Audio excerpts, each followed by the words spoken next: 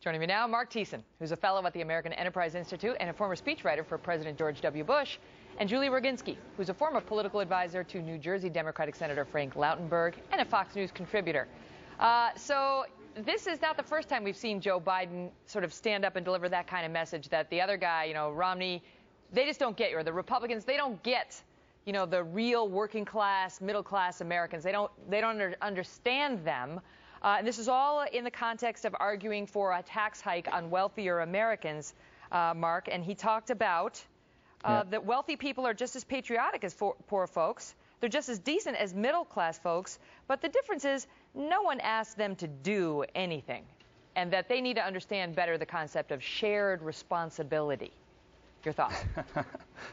Well, I think Mitt Romney has given them plenty of opportunities to make this kind of attack, from the Swiss bank accounts in the Cayman Islands to the $10,000 bet with Rick Perry and all the rest. But let's remember, Barack Obama is the guy who in 2008 said that working class Americans were bitter and were clinging to guns and religion. Barack Obama is the guy who said a couple of months ago that the private sector is doing fine. Barack Obama is the guy who said a few weeks ago to small business owners, when it comes to their business, you didn't build that, someone else did it for you. So for them to say that Mitt Romney is out of touch and doesn't get it is a little bit rich. And these class warfare attacks are not working. Obama has spent $100 million in the last few months on negative ads, painting Romney as a corporate raider who outsourced jobs and who's destroying ordinary lives. And there's a new USA Today poll that shows margin of more than 2 to 1, Americans say that Romney's record at Bain Capital would make him a better steward of the economy. So I think when you spend $100 million on ads, trying to paint on class warfare ads, and it doesn't move the needle at all, 63% of Americans disagree with you, maybe it's a sign that you don't understand America. Julie, is this class warfare that he's trying to play? I don't think it's class warfare. I think it's reality. You saw just yesterday the Republicans in Washington holding middle-class tax breaks hostage, essentially, because the top 1% isn't getting what they consider to be their fair share. They call it job creation. I haven't seen any job creation in the 10 years that since George Bush passed his tax cuts. We haven't seen much job creation, so I don't know where this whole meme is coming from. I will say, look, just yesterday they voted to repeal college breaks for middle-class families. Tax breaks for colleges. They voted to really drastically lower the earned income tax credit for working families, something even Ronald Reagan thought was a great motivator to get people out of poverty. So yeah, I would say the Republican Party today has moved so far to the right and is so beholden to the Koch brothers and to others that fund them that they absolutely have lost touch with the reality of what most middle-class families are facing. Before I toss it back to Mark, let me ask you, Julia, what do you make of this comment? Wealthy people, they're just as patriotic as the poor, just as decent as middle class.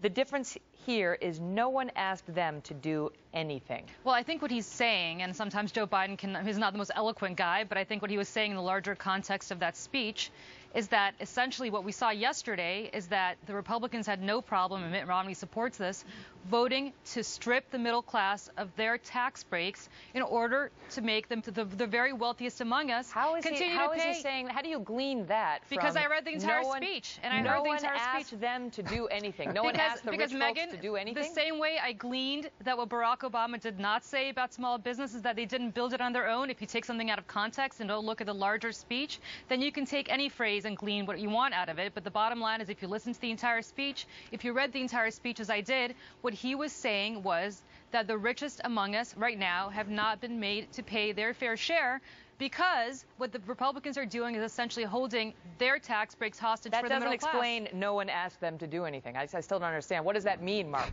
No one asked the rich to do anything? No one asked the wealthy people to do anything? They haven't been asked to contribute He's their fair talking to share. That's what he's saying. And he's saying nobody would do the job that you do, including me, he says. I'm not, brave enough, basically. But so he's, you tell me, Mark, but he could be referring to no one asked the wealthy to go out and fight fires, and yet they don't want to help the firefighters. Listen, I'm as clueless as you are, but I don't understand Julie's explanation for the difference is no one asked them, meaning the wealthy, to do anything. They're not being asked to pay their fair shares. I think what he's getting at. I don't understand Julie's explanation. Could I get in here, Julie?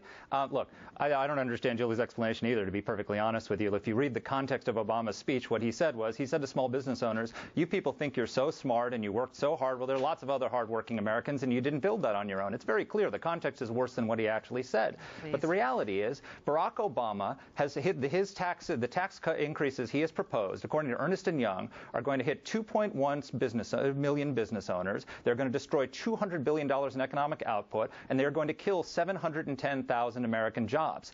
This is a man who has presided over the longest period of sustained high unemployment since the Great Depression, and he wants to raise taxes on job creators. You know what?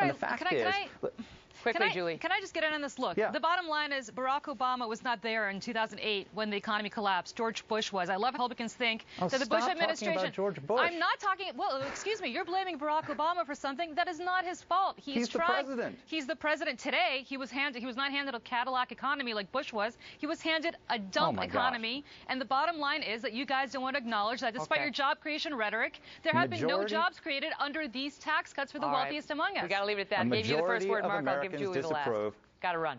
Good debate. Thank you both.